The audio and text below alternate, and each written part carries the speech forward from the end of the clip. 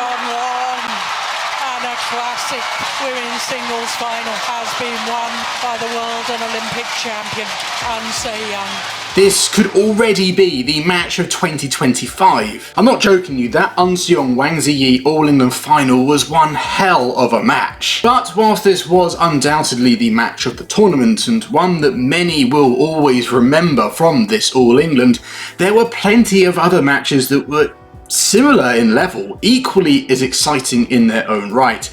And there was also plenty of other areas that, of course, I want to talk about. And that's exactly what I'm going to do in this week's episode of Beckman's Breakdown, the show where I, Ben Beckman, take a look at all of badminton's biggest events and give you my honest and humble opinion. This week was badminton's oldest and most prestigious event, the All England Championships. As I've said already, there's plenty to talk about, so without further ado, let's get into it, starting with this. Okay, so the first thing that I want to talk about is actually my experience, my own experience at the All England. Usually I do go up every single year, but this year was slightly different because I went up. Well, I only went up for one day, and that was on the Tuesday, but I went up to create content for the BWF. This meant that I had some access to the behind the scenes. I was able to get into the media zone. I was obviously able to get down into the practice courts, and obviously kind of like mingle with the media guys, everyone, the social media team, the CKs of this world. Obviously got to see some of the players being interviewed, got to interview some of them myself, and I was also lucky enough, like I said, to go down to the practice courts, which was really good. When I was down there, I had the Korean team, the Indian team were training. Yeah, it was the Korean and Indian team, so I got to see stars like Eun Young train, Kim Ga-yun, Kim Won-ho and Seo Sung-jae, Lee Jong Min, PV Sindhu, Ranki Reddy and Shetty, and a number of others. It was really cool just to kind of be in that environment, and right down the end there were players like Siobhan Jemilai and Go Sung-wat who had just played their match earlier in the day, were getting some treatments and all that kind of stuff, so that was really cool. My other experience from that day, obviously I got to watch some matches. I will talk about those in a second, but I got to meet a couple of people that recognised me. That was pretty cool. One in particular called Vincent. He had travelled 5.5 hours that morning from Edinburgh, not to come see me, but to watch the All England. But he asked me for a photo. I was obviously said, of course. We got chatting a little bit. So yeah, that was really cool. Just going to kind of have some odd experiences with fans. I'd never really had that before, you know, outside of being a player. And even when I was a player, that was on a very limited scale.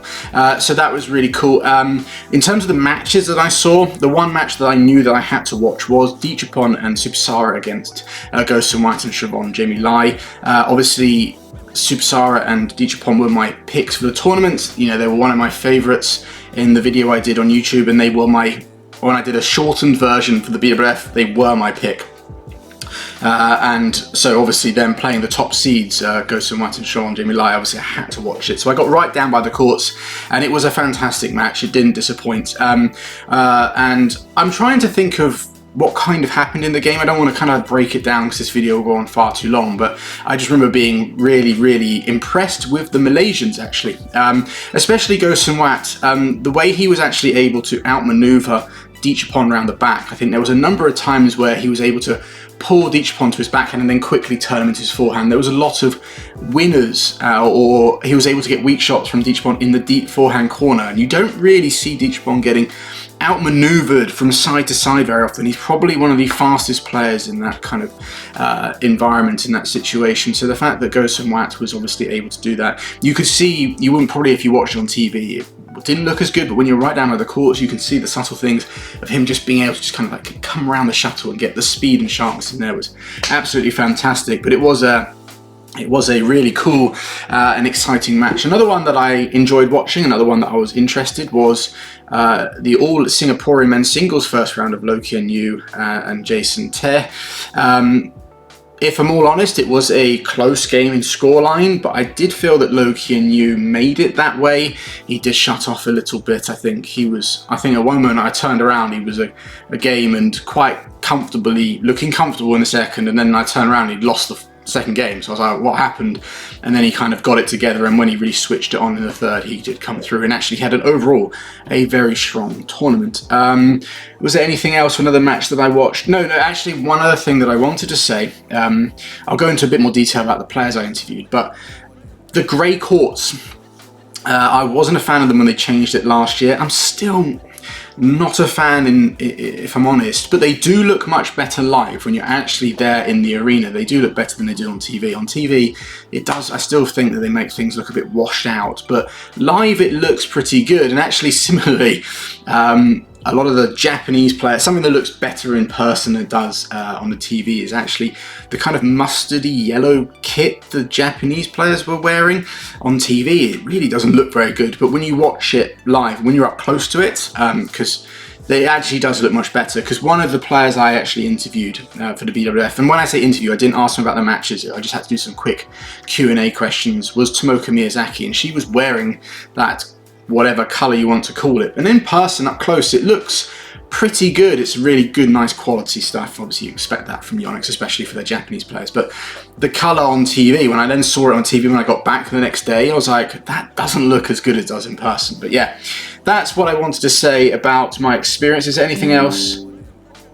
Obviously, the stuff that I did film for the BWF, I'm not editing it myself, so that would be kind of like put over the internet, put onto TikTok, etc. over the coming weeks. But I had to like film some behind the scenes stuff. That's when I went down to the training hall.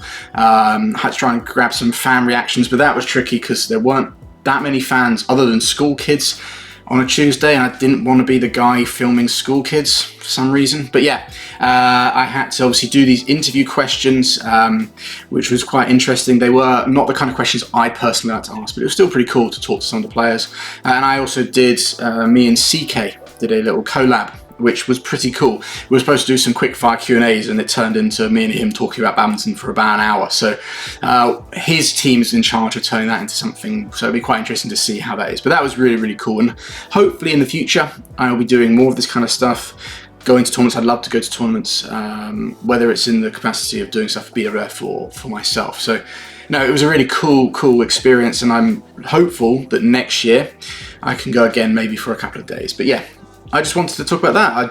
There's nothing really to do with the tournament other than a couple of matches, but I thought it was cool. Thought you might like to hear about it. So anyway, let's move on to the next topic, which is, it's a bit of a negative one, to be honest, a sad one. So I just want to get that out of the way first. Okay, so I've called this section, well, I've titled it on my notes as injuries, because there were quite a number of them. And no, this isn't me going to be talking about the courts being slippery. I had a number of people go, why are the courts so bad? Why are people slipping? And yeah, there were a number, but we see that at all tournaments. Badminton is a sport, unfortunately, that does mean those kind of things can happen because those players are moving at absolute rapid speeds. But in general, I thought the courts were okay. But no, the injuries I want to talk about are the pretty big ones. For me, they've highlighted four main ones. The first one being Victor Axelsen. Now, before I get on to any further, just like Victor Axelsen did in his post-match interview after he lost to Lin Chunyi in the first round, that a lot of credit needs to be given to Lin Chunyi for his win. He played absolutely amazingly in that match. I did think it could be potentially a tricky one because he's quite an attacking player, and I think Victor is a little bit susceptible these days to players that are able to play very fast and attacking badminton. His defence is definitely not as good as it was, say, a year or two ago. That was almost one of his strengths. A lot of players said that actually everyone thinks that it's his attack, but actually it's his defence that just makes everything so much more difficult to play against when it comes to him. But his defence is definitely weakened a little bit, so players like Lin Chunyi can capitalise on that. But the one thing, obviously, outside of that came from the interview is that Victor spoke about how he's going to take a long break because his injuries, his body is feeling it, and I think it's his back. He said he's been having some nerve issues, etc. And to be honest, as soon as I heard him say that, I was like, that makes perfect sense, because when you watch him, he does look a little bit stiff, a little bit awkward. You know, when he's moving out to the front court with a bit of deception, he's like this. He looks like, oh, got a bit of a bad back. And I noticed it right away because I've had back issues for like 7 years. Ever since I hurt myself in the gym, it's never been quite right again. And I can see it when someone feels a little bit stiff in their body. And even though Victor is one of the most professional players ever, and I'm sure he's doing everything he can to fix the issue. It's quite clear that it's that, and it's obviously combined that with the fact that he's now into his, well, he's only just turned 30, but things aren't going to get any easier for him. So yeah, no, as soon as he said back pain, nerve issues with his back, I was like, that explains so much. That's possibly why his defense isn't so good. He might be able to get down to a shot, but then it's when someone then follows it up with a little bit of deception, it's like this. And add to the fact he's 6'4", I mean, that doesn't make things easy, and he's getting older, he's going to get slower, and if he's having back issues, wow. Okay, so I do wish him a lot of, obviously, a speedy recovery. It's not like he's out really badly, but obviously a recovery. I hope he can come back and get full fitness. It's quite interesting. One last thing while I'm on the subject of Victor is that I've seen a few clips of him and Peter Gader training together, and it seems that Peter Gader is really trying to have a focus on creating a more creative Victor from the front court, actually utilising some of the skills he's got, because being Danish, a lot of Danish players have great skills. That's what they're known for, especially from the front court. Gader is an absolute prime example of that, and I remember Victor from when he was younger, and he can do all of those things and more. The guy is amazingly talented with a racket in his hand. I mean, of course he is, Ben, but he's actually, the way he's been playing his whole career, he's actually almost kind of toned that down. I think as he gets older, he might have to play into that a little bit more, especially if he's got some issues that don't allow him to play the longer game or longer rallies and more defensive. I think he's going to have to do something to get around that. But yeah, I hope that he can come back fully fit. Obviously, we want to see a fully fit Victor Axelsen. We don't want him to kind of fade away. Another one was Lee Chia. He went out first round, which is obviously disappointing for Lee Chia fans and Malaysian fans. He's historically always had a really good tournament at the All England, but he went out first round to Kar Long. Again, like with all these injuries, I think what needs to be given to their opponent, and in this case being Kar Long, and Lee Chia did that in his interview. Actually, when he was being interviewed, I was right there listening to him do the interview. He did seem quite down, but then who wouldn't be after losing first round? But it was clear watching him, there was like a rally almost right at the start of the match where he went out to the rear corner into his forehand, hit a smash. It was a winner, but he didn't then move for the next shot. And immediately, this was really early in the first game, and I was like, maybe that ankle isn't actually 100%. And then just as the game went on, you could see there were odd movements where he just didn't feel comfortable. And to be fair, to give Kar Long credit, he was able to capitalise that on Lee Chia, was able to move him around, and, you know, was able to then get the win. So for me, with Lee Chia, obviously, maybe he's rushed back a little bit to get, you know, obviously he wants to come back as quick as he can. Maybe he's just rushed it a little bit. So maybe he just needs to take a little bit more time, allow his injuries to fully heal. I know that I read somewhere that Rashid Sidek had said some words, I can't remember exactly. It did seem a little bit overly negative in my opinion. It was a bit of a knock on him. But I think the sentiment was that Lee Chia should come back when he's both physically and mentally ready. So, and I would agree with that statement. Whether that's going to be coming back to play for Malaysia at the Sudirman Cup or even further down the line, there are another major tournament is the World Championships later in the year. So I think it's really important that he gets that ankle sorted, because the way that he played, there were obviously moments of brilliance. We know what Lee Chia is capable of doing, but it was quite clear that he just was not able to move fully. Another Malaysian pair that was really sad to see actually was Pearly Tan and Tina Muralitharan. In their second round against Rahayu and Ramadhanti, they were a game and like 14-8 up, and Pearly Tan like jumped out for a smash and rolled her ankle really badly, like proper went over on it. The slow-mo was horrible.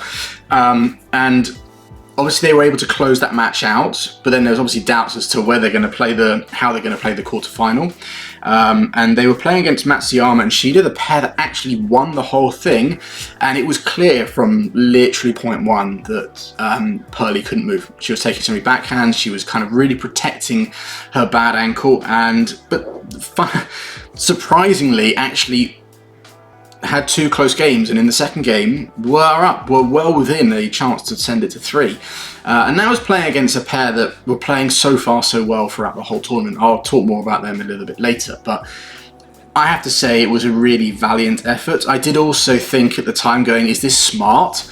I know it's the All England, I know it's such a prestigious event, and I know you must be so disappointed that you were playing so well, because they did in the first 2 rounds, they were really good.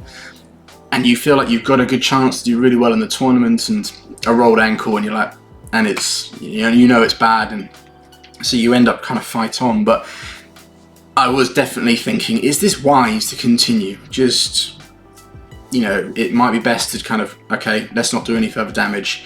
Let's get this under control. There's plenty more badminton to be played, not just this year, and on. But fair play to Potan, it was her birthday. Maybe she didn't want to remember her birthday as being a withdrawal from an All England, and they actually played really, really well. I have to give credit as well to Tina. She played singles for a big part of that, but yeah, no, really valiant effort from those two, especially Pearly Tan, given the circumstances. But I hope it's nothing too serious. I hope she's able, with a bit of time off and some recovery, and the proper recovery, that by the next tournament she's back to normal, because injuries suck. No one wants to see injuries. Come on, no one's in that boat. If you comment and say, I like to see players get injured, you're a psychopath. And the last one that I'll talk about is Rankireddy and Shetty. I think it was Shetty that withdrew. Again, it was due to back issues. Not like Victor. This one was a disc issue. I think he'd hurt it in the first round and was trying to continue, and I can't remember what round it was. Was it the second round? I think it was the second round, yeah, after the first game, very early in the second, withdrew. So that's a real shame, because, I actually thought they weren't playing this tournament. I thought there was something that, with family bereavement from Rankireddy's side, that they weren't going to make the trip. So when I heard they were, I was like, yes, okay, really exciting. That bottom bit with the Koreans and Go and No, I thought, wow, that's a really cool, that's a really exciting quarter-final part of the draw. And then, unfortunately, for this injury issue, and again, I know what back injuries are like. They suck balls. So I really hope that if it's a disc issue, that's not good news. That's one of those things that is very easy to kind of keep re-hurting. We've seen it with Reng Shangyu in the past. I'm not sure if his is a disc issue, but he's been having back issues, and it's one of those things that just keeps coming out to haunt him. And I just hope for Shetty that isn't the case, that it's something that he can recover from. Yeah, no, I hope all those players, their injuries are gone as quickly as they can, and I wish you all a speedy, speedy recovery. Right, okay, let's get on to something a bit more positive. Right, okay, so obviously I cannot talk about this year's All England without talking about Greg and Jenny Mares. Badminton Insight, that's who you probably would know them better as. They announced, what was it, like a day or two before the All England, that this would be their final ever tournament. And they thought, they gave reasons why. It was a nice little video they did. I watched it. It was really, really cool, really interesting, and very well put together, like all their videos are.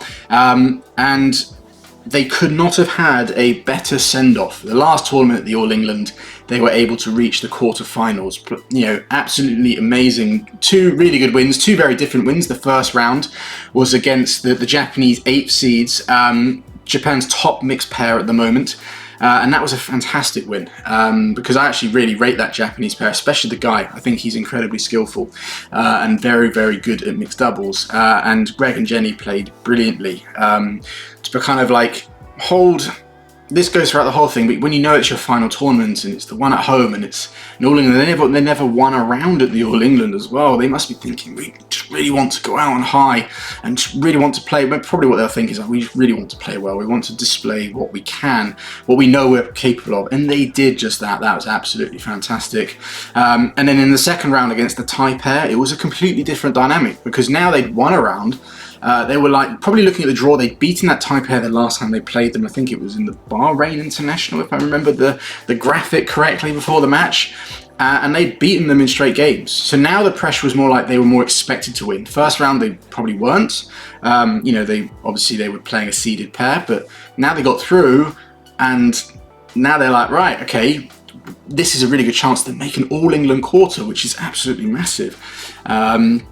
And so they were able to do it. And I think in like the first game, it was looking a little bit like Tetch. I was like, oh no, pressure's getting a little bit to them. But then, like they did in every single of their matches, they were able to pull out some fantastic stuff.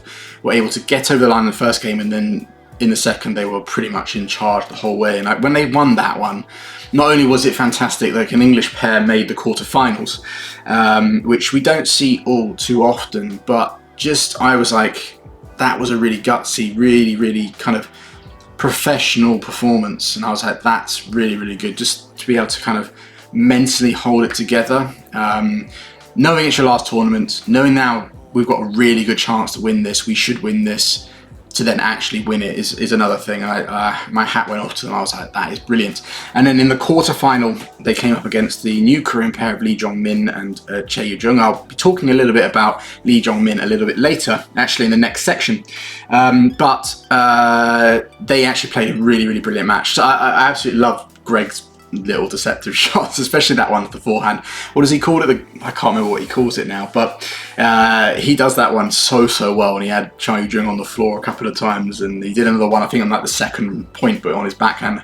Really good stuff, and I thought they played an absolutely brilliant match, and actually they had a chance to actually get through to the All England semis, but unfortunately it wasn't to be, and I have to give credit to the Korean pair there. But again, like I said, I'll talk about them a lot later on. But yeah, no, I just obviously could not talk about this All England without talking about Badminton Insight, about Greg and Jenny, and all I want to finish this section by is by wishing them a very happy retirement. Obviously, we will be seeing plenty more of them. I think now that they're not going to be playing tournaments and having to dedicate so much of their lives to training, they can obviously put more of their attention and focus into their coaching and their YouTube channel and growing that, and that's going to be really cool to see, actually, because I think now they're not traveling with playing with tournaments, they can probably travel around and do lots of cool little videos all around the world and all sorts, and I think it's going to be really exciting for them. Honestly, it's going to be really cool. With the kind of like the size of their channel and the scope they've got, kind of stuff that they're going to be in a position to do, I think it's going to be really good for badminton. Really good. So I'm very excited.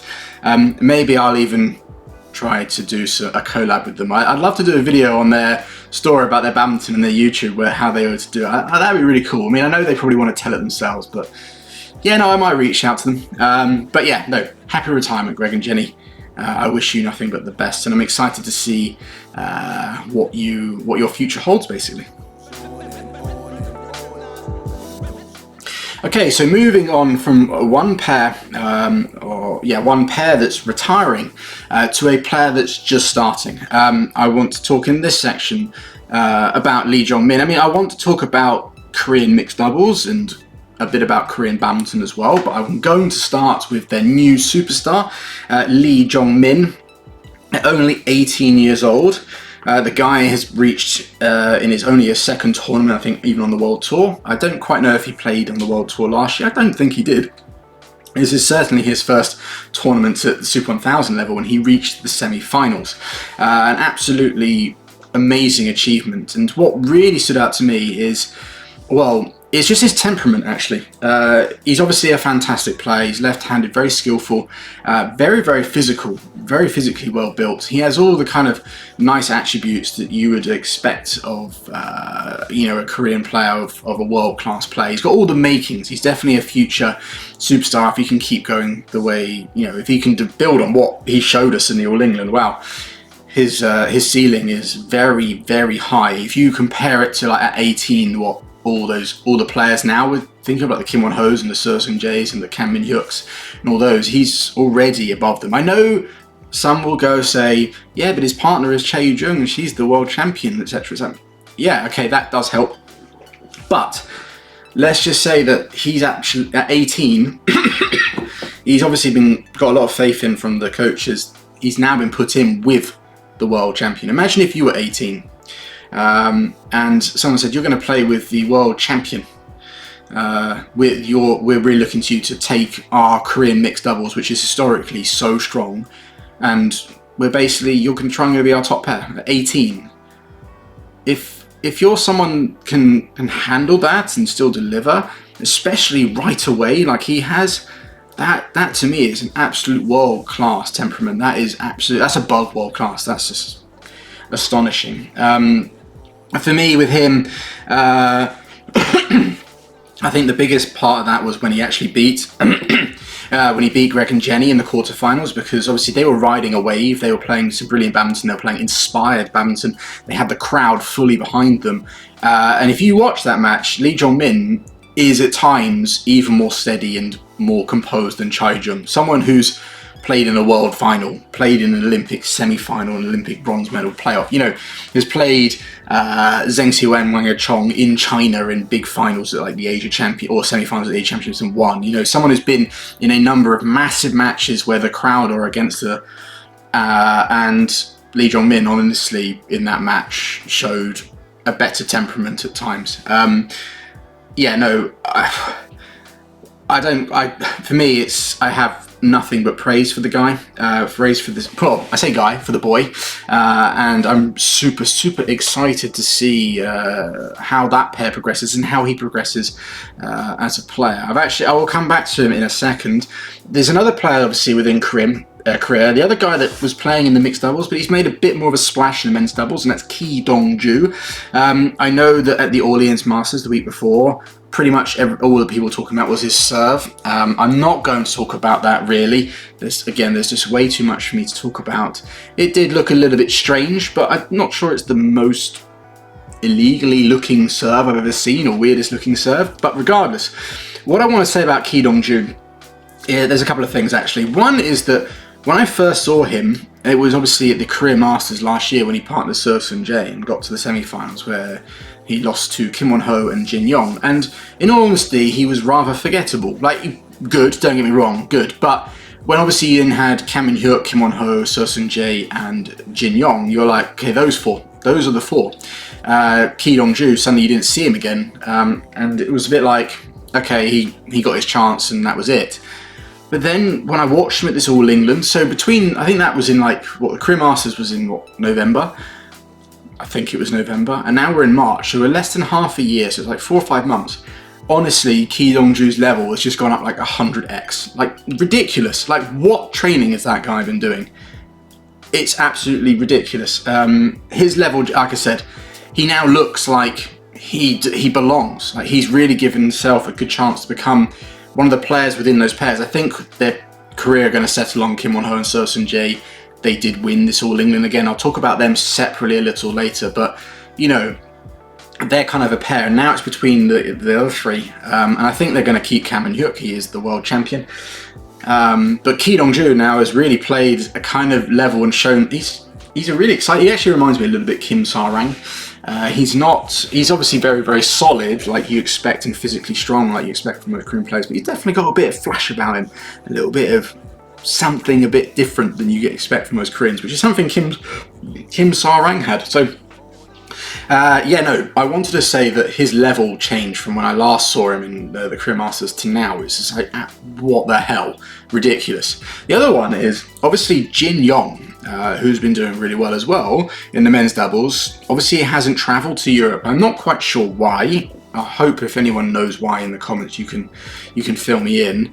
But where is he going to go now? Because you could argue, Kang Min-hyuk and Jin Yong were a great pair, but Kang Min-hyuk and Ki Dong-ju were also fantastic. And are they going to drop Kang Min-hyuk to try maybe a Jin Yong and Ki Dong-ju partnership in a tournament coming up? Who knows? I really am kind of perplexed as to what they're going to do now they've got 5 players. For me, and this brings back Lee Jong Min, is Lee Jong Min's only 18, and we all know that Korean players tend to play 2 events, especially when they're first starting out. Maybe Lee Jong Min could fit in, and they could have 3 men's doubles pairs, and then obviously you've had Lee Jong Min and Ki Dong-ju in the mixed doubles, so who then would be the pairs, I don't know, but I could see that. And I already spoke about Lee Jong Min and his skills and his physicality, but like I said, when I went down to the training hall on Tuesday and the Korean team were playing, Lee Jong Min was playing, obviously men's doubles, was playing around the 2 Kims with Kim Won-ho, Seo Sun-jae, and I don't think Kang Min-hyuk and Ki Dong-ju, I think because they were playing that day, they weren't there, but Lee Jong Min did not look out of place on that court. So I think he could easily step up and be ambulance. But yeah, I think he could easily step in and create a 3rd pair for Korea, and a 3rd pair that could actually do really well. So let me know in the comments actually, who do you think the pairing is going to be? Are we going to see Lee Jong Min become a men's doubles player to make 3 pairs? Or who, if that's not the case, who do you think Korea are going to drop? That's a difficult question to answer. Right, okay, time to move on to the next section. Okay, just a quick one here. Obviously for Denmark, for any of my Danish watchers, my Danish fans, it was a terrible All England for you. Probably the worst All England in terms of result-wise for Denmark in...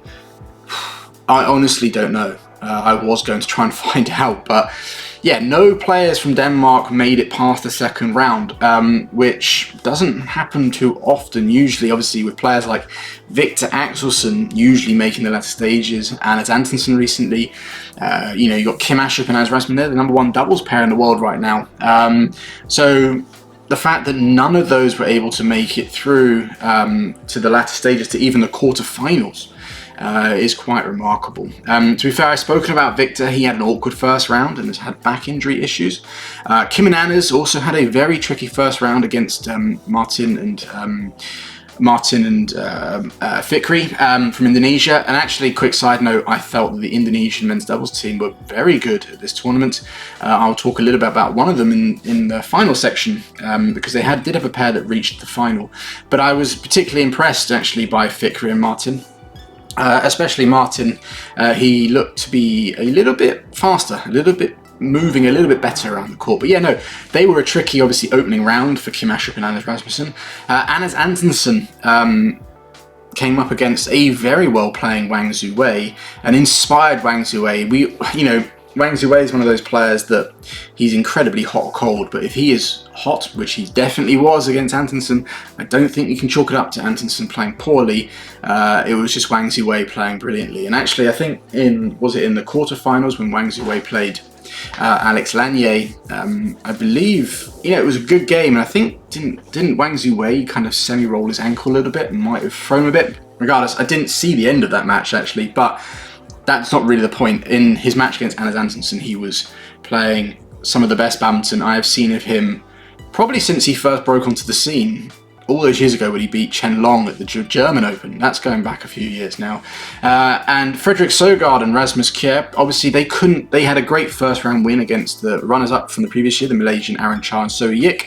I know they've been struggling with a few injury issues, but then they weren't able to back that result up. So, yeah, it was not a great All England for Denmark. I don't think we should read into that as like Denmark's really slipping. Sometimes just these results happen. I know for me, Denmark don't quite have as many amazing players as they used to have.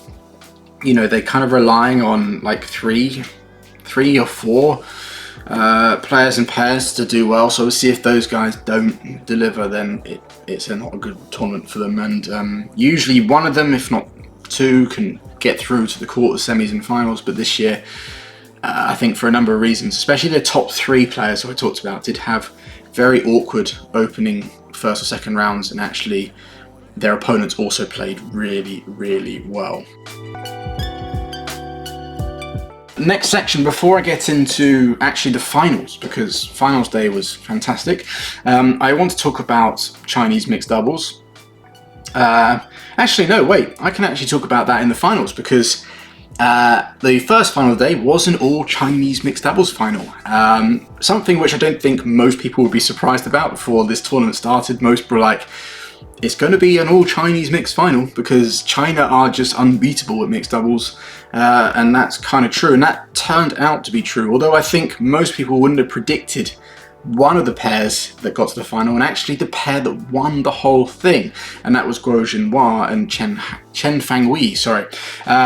I'll get to them in a second. Let's talk about the 2 new pairs, Feng Yanzhe, Wei Yaxin and Zhang Zhengbang and Wang Dongping. Starting with that second pair, I'll be honest, I didn't see too many of their matches from this All England. I don't quite know. I'm sat here now going, I just watched a little bit of their semi-final, and I don't know why that's the case.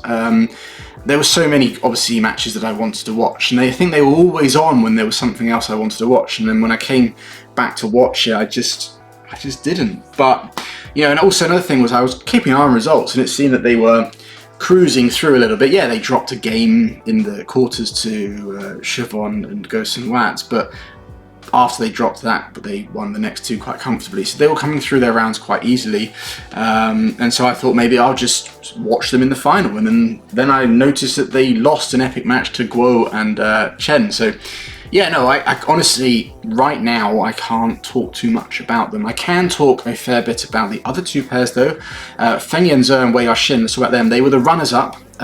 They actually had a really, really good tournament. The first round was a little bit, I was like, okay. The issues that people pointed out, the speed, especially of Feng Yanze, I was like, he looked a bit sluggish, but then I was kind of thinking maybe it's just because he felt so comfortable that they were going to win that and they didn't require to push themselves to 100%. And that kind of proved true because as the rounds went on, not many pairs were getting close to them. I think every single round up into the final, they were winning it in like half an hour. And actually watching a number of those matches, what I said about this pair in the last video where I felt that Feng Yanze speed might not be as exploited as much because Wei Yaxin's front court compared to Wang Dongping I think is better. She's a little bit taller, I think she reads the game better, so she doesn't let as many shuttles through her. And that was kind of true actually. And I actually think they linked up really, really well. I think another big part of it was that Feng Yanze, I think being in a different partnership with someone maybe where I don't quite know the age of Wei Yaxin, but they must be similar in age, those two. There seems to be a slightly better dynamic between them as people. I think when it came to Feng and Wang, I think when it started out, Wang Dongping, I remember there being a lot of posts and stuff about how supportive she was. I remember that viral clip where I think it was in Denmark Open where you could hear what she was saying and a lot of people translated it and it was really supportive and really kind.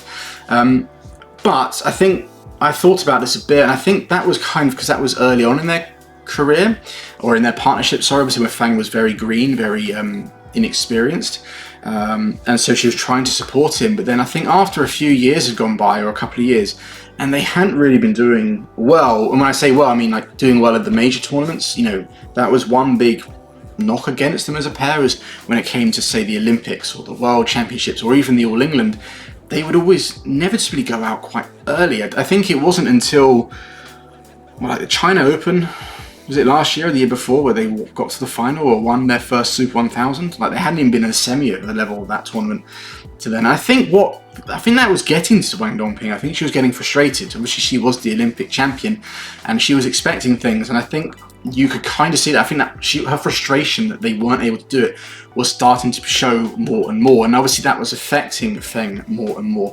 And in all honesty, since watching him this week playing with Wei Yaxin, I still think there's a little bit of that mental damage on him that's going to take a little bit of time for him to get over.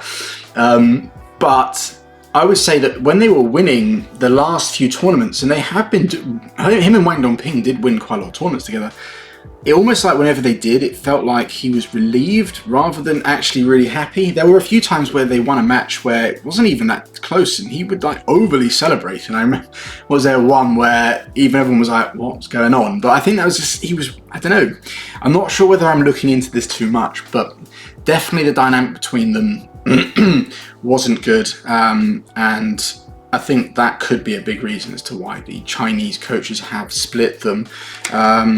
It'll be interesting to see how that goes in terms of moving forward in this partnership. I felt that this week, as the rounds went on, Feng Yanze was actually starting to look more confident and actually starting to think, I don't know how to word this, but there was almost like when I watched him play Wang Dongping the last few times, the last say 6 months, you could almost, I get this sense that he was second guessing his shot. Like he didn't want to miss it because he didn't want to get told off, or he didn't want to play the wrong shot because he didn't want to get told off. Maybe I'm being a bit too harsh here, but that if you're constantly feeling that way, it's going to eat at you a little bit. But with this, during this week, it felt like he started to kind of play the kind of, that wasn't really entering his mind. And he was starting to play some much better stuff, playing the kind of shots that more towards what is good for him. I don't quite know, I'm wording it absolutely terribly, but I know what I'm thinking. Just a little bit more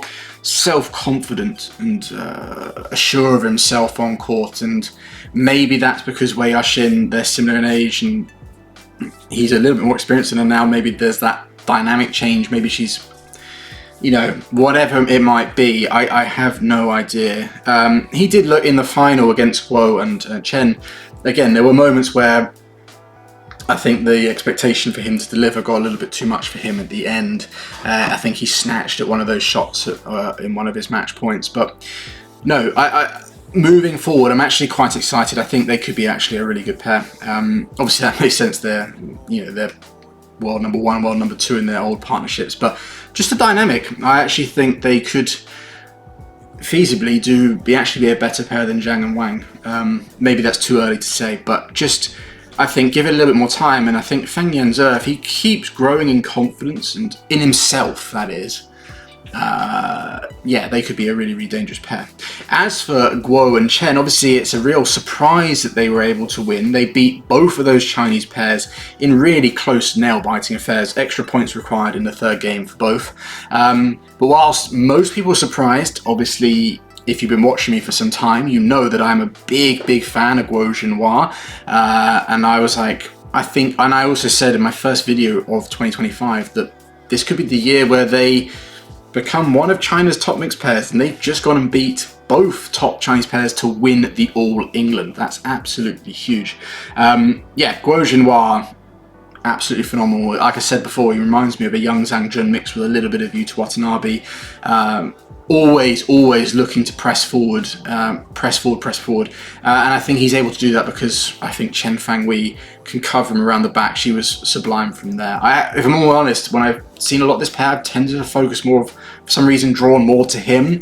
And I haven't paid as much attention to her, but listening to some of his interviews afterwards, that I think one of them was like, she's improved so much, and the whole quotes theme talked about 1 + 1 equals more than 2. I think they've got a really good dynamic going together. A lot of people have been saying she's improved a lot, and I would take that as face value.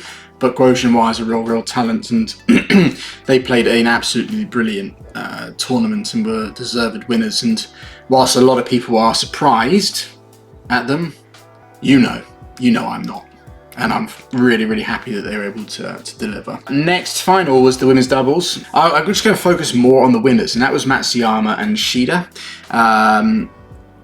They weren't one of my picks in terms of predictions. I actually thought it would be the other Japanese pair that they played, Fukushima and Matsumoto. And the big reason for that was that I remember I said that Matsuyama and Shida have been struggling with Lu Shengshu and Tan Ning. And because they were in the same half, I thought that they would struggle. And they actually did face them in the semi-finals, and absolutely, yeah, the second set was quite close, but the first set, and honestly most of the second, they were in full control. The speed and power and the rotation that they played at, it reminded me of what they were like when I first saw them, when they first won the All England. That was what was so good about them, was they were like an automatic rifle going off. Didn't matter, they were just like this, and a lot of fast flat drives and playing so quickly, and they were showing all of that again. It was absolutely brilliant. And I think a big part of that was that, I think, following the end of last year, Matsuyama took some time away. She wasn't sure if she was going to continue. Shida had a different partner for a little bit. And I think, obviously, Matsuyama realised that she still wanted to play, and then they were brought back together. And I think that sometimes it does take that little bit of time away from the court to kind of rejuvenate yourself and re-find what you love, and whatever it may be. But whatever it is, it's worked, because they were absolutely phenomenal. The speed that they played at was great in both the final, but the semi-final especially, that pressed the hell out of me. They made the Chinese pair, who, let's not forget, in the build-up to the end of last year, were doing the same to every other pair, just blasting them off the court with just power. This was more speed and fast flat shots and lots of quick rotations and just linking up really, really quickly. And yeah, no, absolutely fantastic. And I actually think, just quickly, I said I would focus on them, but the other Japanese pair were also using a lot of the fast flat counter stuff, and the flat drives and lots of power. Yeah, no, absolutely sublime stuff. One quite funny thing that I'll finish on is that in the final, after the final, I think Gyllenstein joked that the only thing Matsuyama and Shida have to get better at is their serve, because I think that was a little bit flaky in the final. But I made a note, and I remember in the semi-final, I thought their serve was actually one of the best things. The Chinese pair, if you watch it, Chinese pair couldn't hit down on pretty much any serve. Every return had to go up. There were a lot of times where they actually would lift it. You know, even if they tried to push it, most of the time it would go upwards. That just shows the quality of the serve. So maybe it was just a bad day on the finals day. I don't think they got bad serves, because in the semis, for me, the serve was one of the biggest areas that got them the win. So yeah, huge congratulations to them. It's absolutely brilliant to see them back on. Obviously, it's really great to see the other Japanese pair, Matsumoto and Fukushima, reach another 1000 final this year. They've been having a great year, and I'm very excited to see how they continue. And it's obviously great for Japanese women's doubles. I think Japanese badminton needs something like this. They're going through a bit of a rough time with all the financial situation, so it's great that you know, in the women's doubles, an all Japanese final at the All England is something that will give them a lot of hope and a lot of just something to celebrate. Next final after that was the men's singles. Lots to talk about in that. In terms of the final itself, both men's finals were probably the quote-unquote worst finals, but they weren't bad. You know, this one was quite an interesting match to watch. Obviously, it was between Xiuqi, who was my top pick, the #1 seed, #1 in the world, against Lee Chia Hao. Pretty sure that's how you say it, probably not. But obviously, he was a real surprise, the surprise of the whole tournament, because, you know, he's world number 22, never been anywhere near a final of a tournament this level, and had an absolute tournament of his life. Some will say that, you know, his draw was easy, and yes, you could argue that because he didn't face a seed until Xiuqi in the final, but that's because players that he played were beating the seeds before him, and then he would beat those players. So yeah, no, I wouldn't say it was an easier draw. You know, the bottom half was still very, very strong in terms of the players, if you look at the players that were in there. And yeah, no, I will talk a little about Lee Chia Hao first. I think another reason why it's a little bit surprising is that when you watch him, he's a very nice player to watch. Really nice technique, physically strong, good skills, nice attack, good defense, covers all the basics, everything. You know, obviously he can hit winners as well, but when you watch him, try to name one thing that is just deadly. A real weapon. For me, you know, his movement is really, really nice, and I think his backhand front court and backhand defensive skills are really, really good. They're probably his best attributes, but maybe that's why he isn't able to consistently do it, because he just doesn't quite have the firepower. It's not like he's really skillful in terms of like pulling out. When I say that, I mean, you know, someone that can pull out something absolutely extraordinary. He's just a really, really good player. So yeah, no, I felt in the final, Xiuqi was always kind of in control and was kind of playing within himself. It did seem that he didn't really start trying to gear up until midway through the second game. And credit to Lee, actually, he stuck with him there. Maybe Xiuqi kind of took it a bit easy too long. If I was Xiuqi, I would have been going at him from the start, but maybe Xiuqi felt super comfortable. But yeah, no, I think Xiuqi did show real class in his win. I absolutely loved that stop drop he did. That was insanely hard to pull off given the situation. And obviously he's now won 2 Super 1000s this year.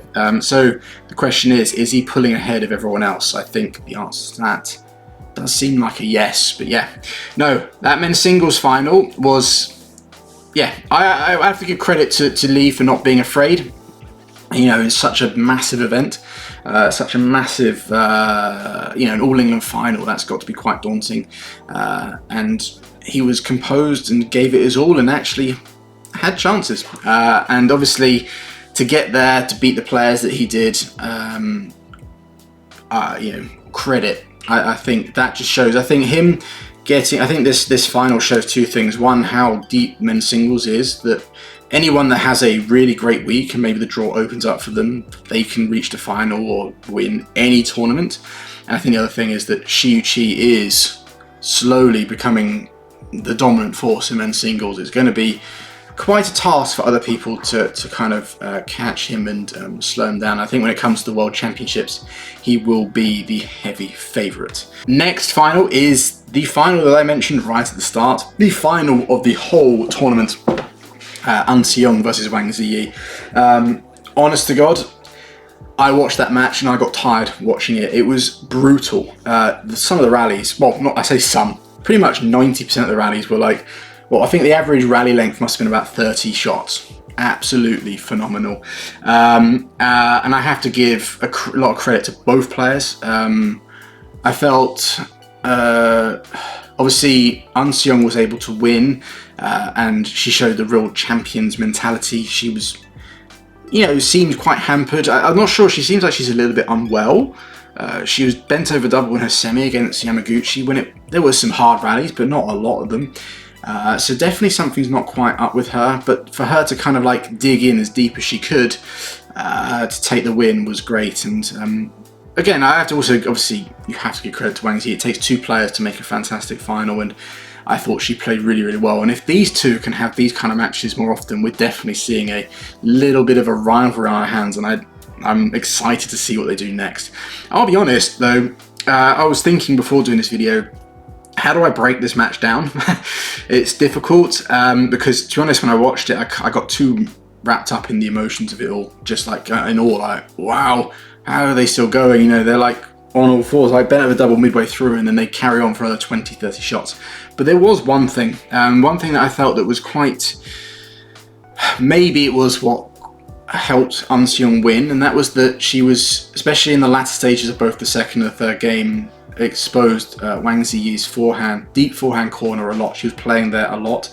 I think it became a bit of a safe corner because in those closing stages of both the second and the third, Wang Ziyi made a number of mistakes from there. You know, smashes in the net or a drop, and there was even one where she framed it like miles out.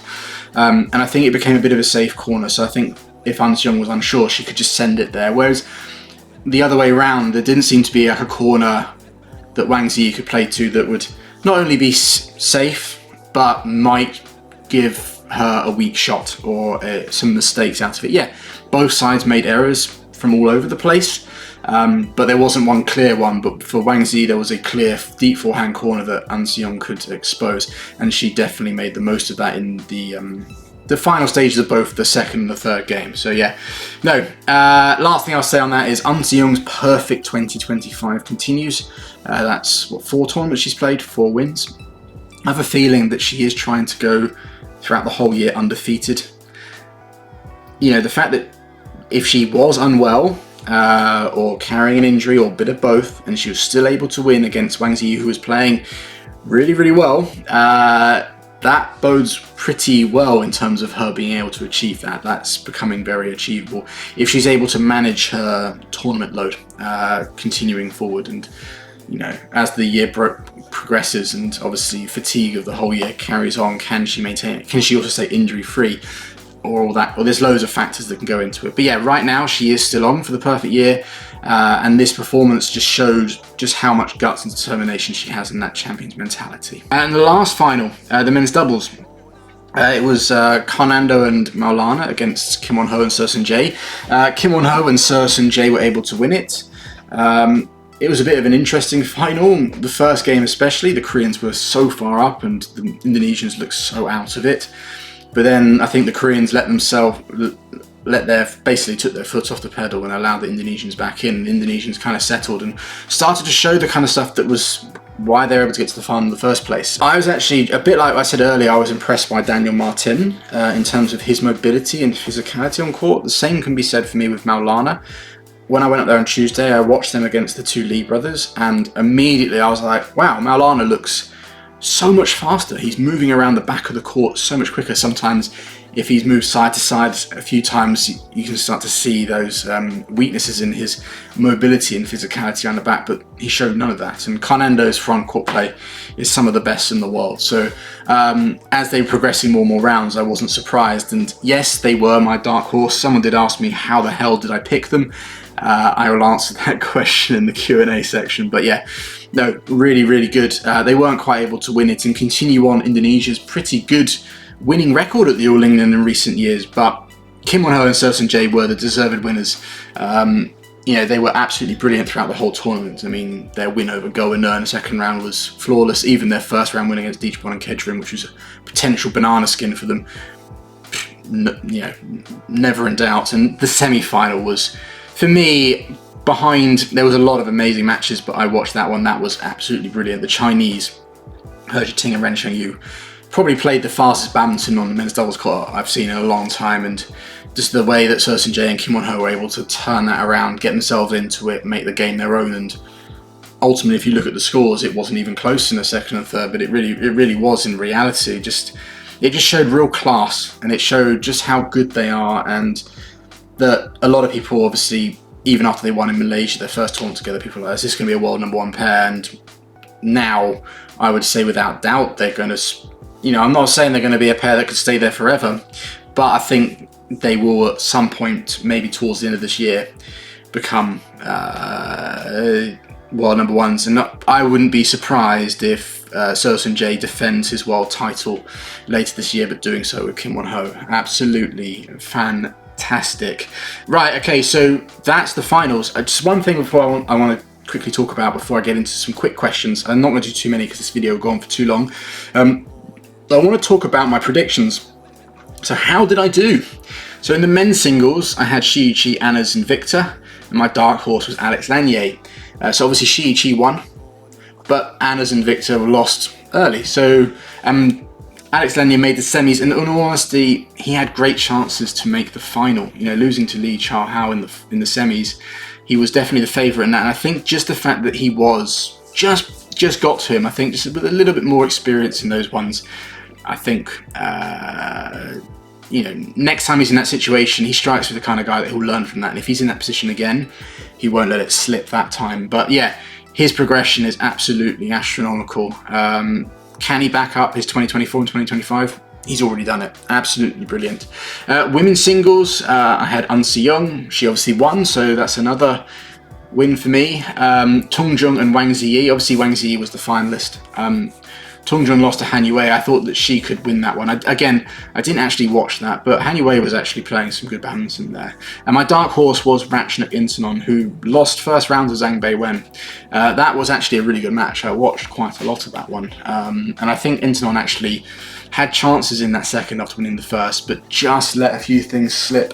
And then combine that with the fact that Zhang Beiwen finished that game really strongly. Men's doubles, Kim Won-ho and Seo Sun-jae. So again, that's 3 from 3. I've picked the winners. Alfie and Ardianto, Wang Chang and Liang Wei-kung. Alfie and Ardianto, they made the quarterfinals, didn't they? Yeah. And Wang Chang and Liang Wei-kung lost first round to another Indonesian pair. Absolutely brilliant. Dark horse was Carnando and Maulana. And I also had Man Wei Chong and Kai Wen-ti, who did lose first round. But yeah, so my dark horse got to the final. That's quite, you know. And again, I'll answer that question now. How did I pick them? It was just a bit of a gut feeling. Just like, they're a great pair. And I just think that, you know, a big part of it was Maulana has won the All England before. So yeah, no, just something about them stood out. And I think just in the section of the draw they were in as well. I know they were right by the top seeds, but I just felt that was actually quite a nice path for them. And obviously Kim Won-ho and Seo Sun-jae won. Women's doubles. You know, I had Lu and Tan, Beckman and Lisa He, and Matsumoto and Fukushima. And my dark horse was Teresa and Gayatri. Obviously, I didn't have anyone that won that one. Matsumoto and Fukushima were in the final. Teresa and Gayatri had another great tournament, actually. They got to the quarters, losing to Lu and Tan. So they had a great performance, and they beat the Korean, the new Kim and Kong from Korea, who have been doing really well recently. So again, they proved that the All England is definitely a venue that they like. And I think my worst event is next, and that was the mixed doubles. Deechbon Superstar, they lost first round. Zhen Zhangbang and Wang Dongping lost in the semis. Chen and To lost first round. And my dark horse, the pair that beat Chen and To, Rayan and Gloria, got to the quarterfinals. They're actually really, really impressing me. I'm very, very impressed. And I actually think, you know, I really have always liked Rayan. You know, he's very skillful. I've said this before, I really like watching Trickus, his dad play, a former Olympic silver medalist, and Rayan plays pretty much identical. I've just got a soft spot for players like that. But I think a lot of credit in that pair does have to go to Gloria Wijaya. She has played with 3 partners in the last, 5 years, and has done well with every single one of them. So she's clearly a versatile player and a very good mixed player. So yeah. So all in all, my predictions, I think I did pretty well. What do you think? Do you think I did well? We got 3 out of 3 winners. I picked a finalist, and mixed was the only one where none of my picks got to the final. So I think that's pretty solid. Right, okay, so let's get on to the last section now, the Q&A.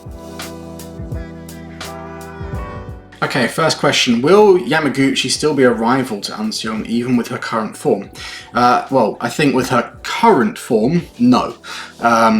But she showed signs in the semi-final against An Seong that she can certainly still compete with her and have a good game. And I think Yamaguchi is still not really anywhere near her best. I think wasn't this her first tournament this year?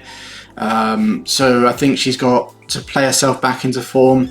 I think if she's able to improve a little bit, get back some of her level, then yeah, of course, I think she's still one of only a handful of players that could trouble An Seong. So with her current form, no. But with the form that she's capable of, and we all know, and I think she's still within her, definitely, then yes, definitely 100% that she could become a rival. I think we might see a new top 4, someone like An Seong, Wang Ziyi, Yamaguchi, and then possibly Chen Yufei if she sticks around and carries on to build, because she's been out even longer. So why do so many seeded men's singles players lose early on in the tournament, or why did so many men's singles players lose early?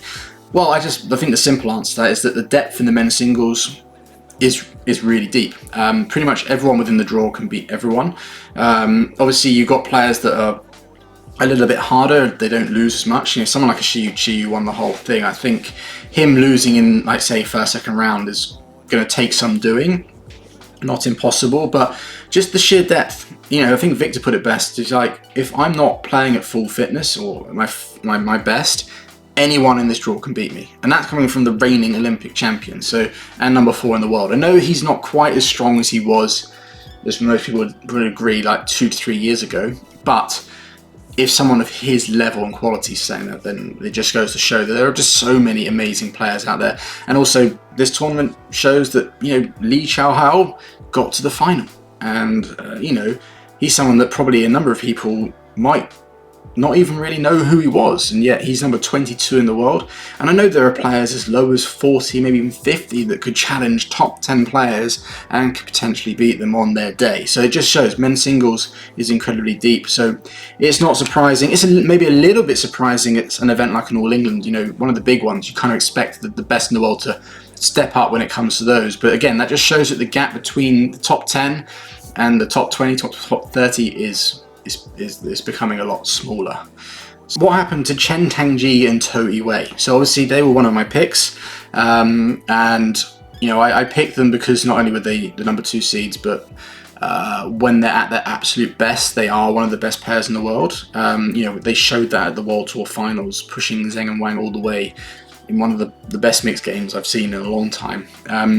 What happened to them? Well, I think maybe it's difficult to say. You can't really comment on what's going on in their mind. I think watching that match, I remember Chris Langridge, I think was the commentator, and was talking about how they played in the previous week, and how usually one thing that's so strong between them as a pair is their communication. They always have the matching hair, although it's opposite now, but that's supposed to be yin and yang. So they're very close off the court. They seem to have a really good friendship as well as a playing relationship. And he felt that maybe that was showing signs of weakness. Something's awry. I don't know. I can't really comment myself. So maybe that is it. I think a big part of it was that Rayan and Gloria, the pair they lost to, it's an awkward first round.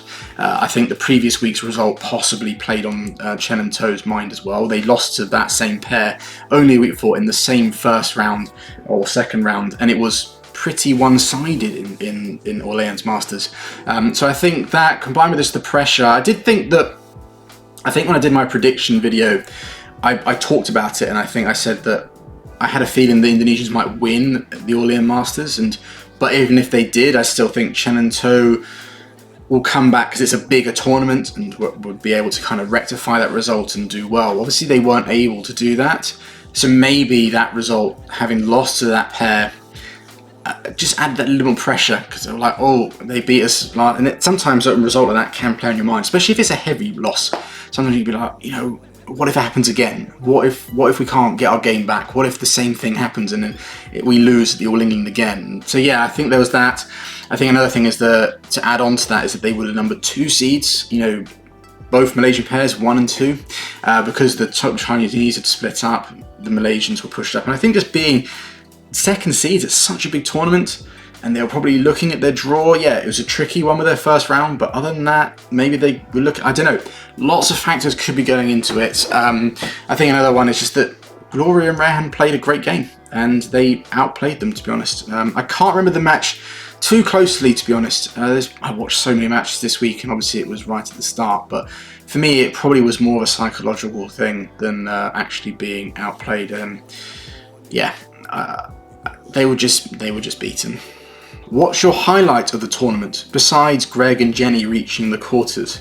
Well, even if I included Greg and Jenny, no offense to them, but it wouldn't be my highlight. It was really good, and it was good to watch their journey and to see them have such a great send-off. It's always nice when a pair that are doing their last dance, as the phrase seems to be these days, if they're doing really, really well, and they do fantastically, especially like, you know, for an English pair doing it at the All England, that's super, super special. But it wouldn't have been my top pick, my highlight of the tournament. What is my highlight? I mean, it probably is. It's either the women's singles final or that men's doubles semi between Kim Won-ho, So Seung-jae, and He Ji-ting and Ren Shang-yu. I would probably more towards the men's doubles, actually. Emotionally watching that one, I really wanted the Koreans to win. I really like both of them. I've always been a huge fan of Kim Won-ho ever since I first saw him. Just the guy has ice in his veins. He's got amazing technique, his vision for the game. It's just really, really good. So I really wanted to see them win. And just the way they were playing to begin with, I was like, oh no, they're going to lose. And the fact they were able to turn it around was just amazing. I watched it with my wife in our front room. And we were both getting into it, and it was just, that for me was a real highlight, just watching that. I guess any other highlight would have been actually when I went there on Tuesday and got to see, go down to the practice courts and just watch players like, you know, some of the best in the world playing right up close, like I was right next to the court. I was like that Zong Yen guy on IG. And all that stuff. That was really, really cool. Just something a bit different, and also interviewing the players. You know, I wasn't asking them anything fantastic, but just getting to interact with them, it just made me kind of like cement to me that actually I want to do more of this, and I want to kind of take this channel in a direction where I want to start interviewing players more, both through the computer but also in person. So I'm not sure if I've picked an actual highlight, but there you go. Should badminton get rid of the standard camera angle and try something more dynamic? It's a good question. Obviously, I think I had a couple of people talk to me about this, and someone actually asked me with a screenshot. Do you know the camera angle where the camera's on like a crane off the side? That to me is a really cool angle. It's a little bit, if you're not quite sure, you haven't watched much badminton, it can be a little bit like almost too much to take in. And one thing this year was there seemed to be a lot of cutting from that camera to this one to that one. There was a lot of that, and that sometimes did make me feel a little bit dizzy, I'm not going to lie. But I do think there are ways that we can get rid of the standard angle. I do think we still need it. I think it's kind of like, you know, the wide shot on a football pitch or rugby pitch or cricket. You know, it captures everything. But I think there should be an option. I think we should keep it the same, but have an option for like a fan cam or whatever you want to have. Still very high quality. We need to have that. But I think the best ones are where it's slightly off the corner and it's very low and close to the courts, and you just get that sense, that speed. So I think someone was putting up a lot of videos from this year's All England from that angle, and it looks really, really good. And badminton is definitely best watched from there. But whether that's, I don't know how they'd be able to incorporate that, but for me it seems quite straightforward. That I've been on YouTube channels where there's options to go between 5 courts on one stream, just clicking 1, 2, 3 or 4, 5. I think just having an option, especially if they do most of it through YouTube, you can click that and it changes it to whatever they want to call it, the courtside angle. It would be absolutely fantastic. I think people could really get a sense of the speed of badminton. But yeah, love to hear your thoughts actually on that one. To be fair, most of the other questions, I got loads of them now, I was just looking through them. Most of them are actually a lot of things I've already covered in this video, and this video has gone on long enough, so I think I'm just going to call it there. That's enough for this week's episode of Beckman's Breakdown. As always, as I always say, I'm obviously not going to include absolutely everything. I might have overlooked things, I might have skimmed the surface on too many things. Obviously, if you think I've missed anything or you want to add anything, get in the comments, that's what they're for. I'm more than happy to engage in the comments. You all know that I always give it a heart and a comment if I can. So if there's anything really interesting, obviously I'll engage it in the comments section. And just again, also in the comments, let me know what you think of the video, what you thought of this episode, and what you thought of this year's All England. For me, it was absolutely brilliant. I think finals day surmised it all. Every final was entertaining in its own right, and there were 3 absolutely amazing matches. 1 absolutely through the roof, and the two that weren't so close or memorable was still really good. So yeah, really, really cool All England. Already excited for next year's event. But yeah, obviously when it comes to Beckman's Breakdown, the next episode will likely be the Sudirman Cup. I will be doing one on that. I think that's the next big tournament. I'm not sure if there's anything else before then. So there's a bit of a gap. In that gap, I am going to try to make 1, maybe 2 more videos, a bit like the Zheng Siwei Wang Chong one, you know, my usual kind of taking a subject and talking about it, more of a polished video rather than me just talking to the camera like this. So keep your eyes peeled for that. And obviously I will be announcing this week the winner of my giveaway from my 10k video. There's still a chance now. If you see that, you know, by the time this video comes out, maybe that's already gone. But yeah, I will be doing a community post to announce the winner shortly. Don't know why I'm saying this, because it's probably already out by the time this video is out. Anyway, that's enough from me for now. I hope you enjoyed the video. I'll see you in the next one.